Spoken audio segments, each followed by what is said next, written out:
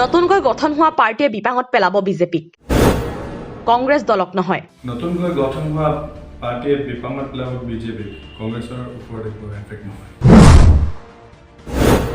হদিয়াত বিজেপিয়ে আসন হেৰুৱাব কংগ্ৰেছ দলে হদিয়াত টিকট দিলে জিকিম এপ্লাই কৰিম আৰু ৰাইজে যদি আমাৰ নেতৃত্বসকলে যদি ভাবে যে I am a suitable candidate then হয় দিলে মানে কাম কৰিম জিকিম হয় এয়া অসম প্ৰদেশ কংগ্ৰেছ দলৰ সদস্য তথা নিষ্ঠাবান কংগ্ৰেছ কৰ্মী অমিত গগৈৰ ভাষ্য আজি কংগ্ৰেছ নেতাগৰাকীৰ সৈতে আমাৰ সাংবাদিকৰ লগত হোৱা সাক্ষাৎকাৰৰ সময়ত এই মন্তব্য আগবঢ়ায় নেতাগৰাকীয়ে হদিয়া সমষ্টিত আগন্তুক নিৰ্বাচনত সম্ভাৱ্য কংগ্ৰেছ দলৰ প্ৰাৰ্থীৰ সন্দৰ্ভতো গুৰুত্বপূৰ্ণ মন্তব্য আগবঢ়ায় নিৰ্বাচন কেন্দ্ৰিক কিছু কথা বতৰালৈ মই বৰ্তমান উপস্থিত আছো এপিচিচিৰ এগৰাকী মেম্বাৰ অমিত গগৈৰ লগত আমি অমিত গগৈৰ সৈতে আমি কিছু কথা পাতিব বিচাৰিছোঁ কাৰণ অমিত গগৈ এপিচিচি মেম্বাৰ যদিও এইবাৰ হদিয়া বিধানসভা সমষ্টিত তেখেতে যথেষ্ট তৎপৰতাৰে কাম কাজখিনি কৰি আছে আহকচোন আমি তেওঁৰ লগত কিছু কথা পাতো হয় দাদা আপোনাক আমাৰ চেনেললৈ স্বাগতম জনালোঁ ধন্যবাদ নিৰ্বাচন কথা আপোনাক সুধিব বিচাৰিছোঁ 2021ত আপোনালোকে কেনেদৰে প্ৰস্তুতি চলাইছে আমাৰ হদিয়া সমষ্টিত 25টা মণ্ডল আৰু 2টা ব্লক আছে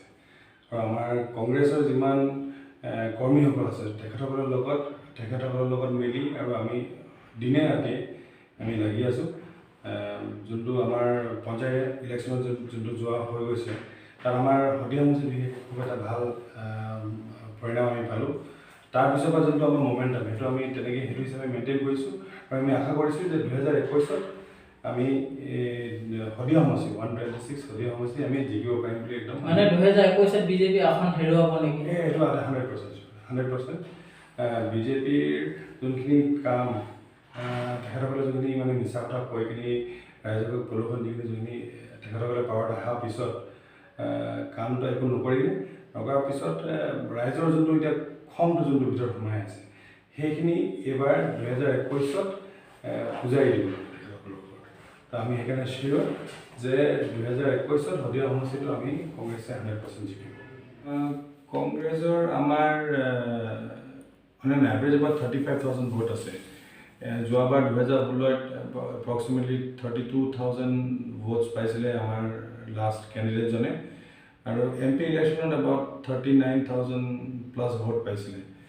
চ' আমি সেইখিনি যদি আমি ধৰোঁ এপ্ৰক্সিমেটলি 35,000 মান হ'ব লাগে আমাৰ হদিয়াৰ পৰা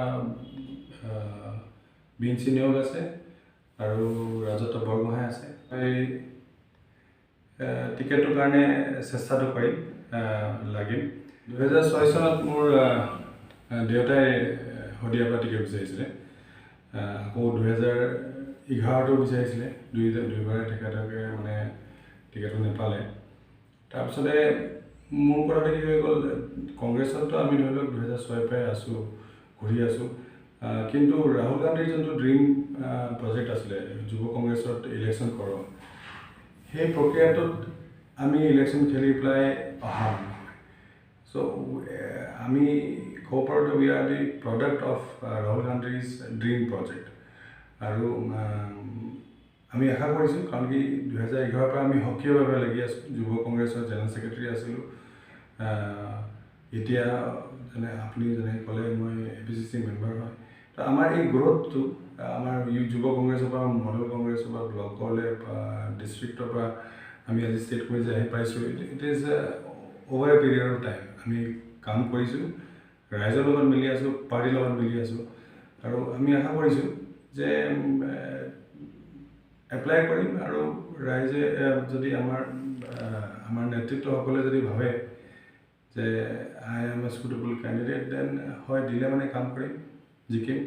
নতুনকৈ যোন পাৰ্টিটো AJP যোনটো ফৰ্ম হৈছে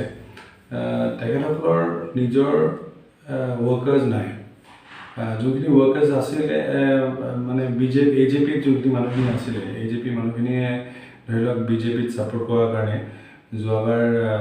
বিজেপিৰ অলপমান ৱৰ্ক অকণমান বাঢ়িছিলে কিন্তু যিহেতু AJP আৰু AJPৰ মানে যোনখিনি লিডাৰ্ছখিনি মোটামুটি একেই হয় মই ভাবিছোঁ যে হদিয়া সমষ্টিত বিশেষকৈ AJPৰ যোনখিনি ৱৰ্কাৰ্ছ আছে তেখেতসকলে AJPৰ কাৰণে কাম কৰিব আৰু সেইটোৱে এফেক্ট ডাইৰেক্টলি বিজেপিয়ে কৰিব গতিকে আমাৰ যোনখিনি ৱৰ্কাৰ্ছ ভোটাৰ যোনখিনি আছে ৰাইজে যোনখিনি আমাক মৰম দিয়ে সেইখিনি আমাৰ একে থাকিব বিজেপিৰহে